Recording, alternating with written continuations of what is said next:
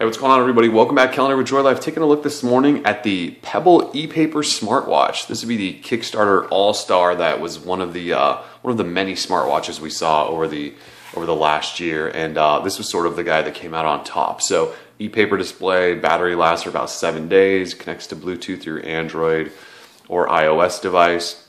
It's a watch. It has it's a standard sort of watch band, I believe, so you can swap it out and use various watch bands. I believe I got the black version. They're shipping out in small batches to Kickstarter backers now. I believe you can buy it now for $150. I think I got it for under $100 because I backed it. So anyway, here's the box. We saw this thing at CES briefly. Let's just take a quick look at it. We'll do an unboxing for the first part here, and then we'll actually pull it out and start messing with it. So here we go. Yep, I got the black version. It says get started, go to go.getpebble.com. Here's the actual watch. And here is their proprietary charging cable. So that's magnetic, right? And it slaps right onto the side here once you have it plugged in. And then no actual outlet charger, so you'd have to use your own, or you could just plug this into a computer, I guess. And that will charge it. So looks like there's a little bit of film on the front here. This is what it looks like, about the size of, a normal watch.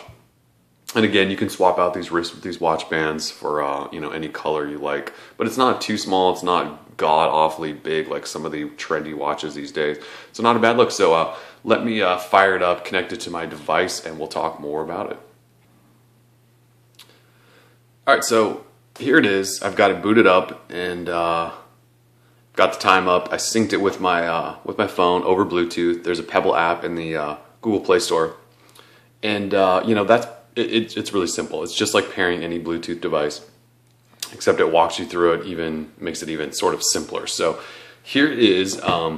Basically, you have a back button on this side over here, back button that takes you back to your sort of menu of stuff you want to do, and then you have down arrow and up arrow. And then you have a button in the middle that's sort of like an enter or select. So if I want to do classic analog clock, I select that, and there that is. I can get back and go back. Once I have this, sort of set up with my music, I can change tracks, pause, play, all of that good stuff. You can set alarms on here. There's some settings in here for probably turning off and on Bluetooth, changing the date and time, messing with the display, shutting it down, factory resetting. All of that sort of standard stuff. So it's not a touchscreen. So you can see I'm trying to scroll. It's not doing anything. So you do have to use these buttons to go up and down. There's a little home logo up there. There's also a little mini clock in case you're not on this screen.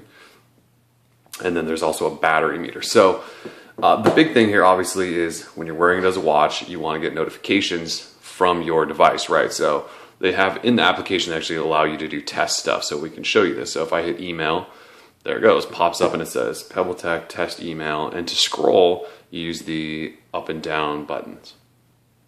You can see it scrolling, and so you can view the whole thing. Then I can hit home and go back to my clock. All right, I can do the same thing with SMS. So that's what a text message looks like. We can go back home. Let's just do phone call. So this is what happens when a phone call is incoming. It looks like this. And I believe you can just hit this button down here to exit it, and that'll at least stop it from vibrating. I don't know if you could hear that all, but it does a little vibrate. And I don't believe it ignores it on your device, although I'll have to test that, but I believe it just mutes it from your watch. You can't answer it or anything as far as I know. It's just telling you that somebody's calling, although I'll play with that later. But anyways, that's sort of it for now. Now you can also go into this app. Let me see here. Pebble, oh no, watch apps. So there isn't really any actual apps. Like, when they did the Kickstarter, they talked about how, it'd be a good workout watch, could track mileage and cycling and all that stuff. None of that's actually built in here right now. So for now, all you have is clock faces and then the notifications and the alarm and just a couple of apps like that.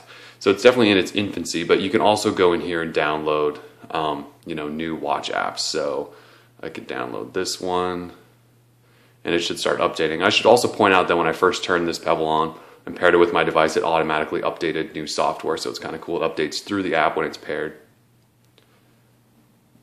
Update complete, so that means I should have a new watch face. If I can remember what that was called. Oh, big time. There it is right there. So there, change the watch face. So I can download all of those. Again, there will be more. I believe they've opened this up to developers so they can create more watch faces and things like that.